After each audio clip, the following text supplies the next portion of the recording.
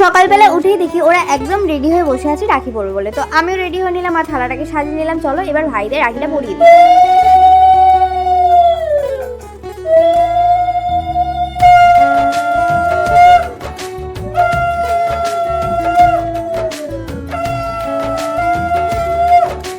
আশীর্বাদ করছিলাম আর ভাবছিলাম ও যেন সবসময় এরকম ভালো থাকে, সুস্থ থাকে এবং সবসময় যেন হাসি খুশি থাকে।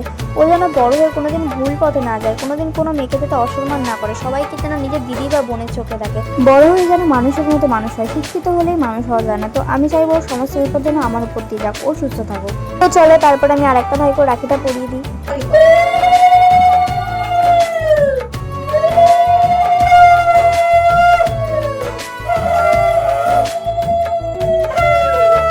এটা আমার আরেকটা ভাই, ওর নাম লিচু।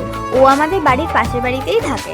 তো ওকে আমি সেই ছোট্ট থেকে দেখে যাচ্ছি। জানো তো, আগের বছর ঠিক এই রাখির দিনই আমি আরেকটা ভাইকেও রাখি পরিয়েছিলাম, যেটা ওর পিসির ছেলে। তো আজকে তার কথা খুব মনে পড়ছে।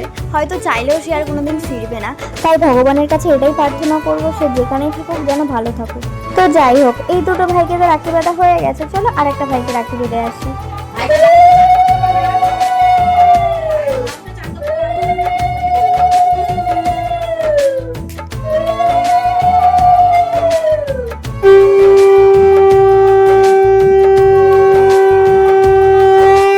এটা আমার আর একটা ভাই, ওর নাম উৎসব। ওকে আমি সেই ছোট্টবেলা থেকে রাখি পরাচ্ছি। ওর এখন একটা বোন আছে, কিন্তু ওর যখন কোনো বোন ছিল না সেই তখন থেকেই আমি ওকে রাখি পরাই।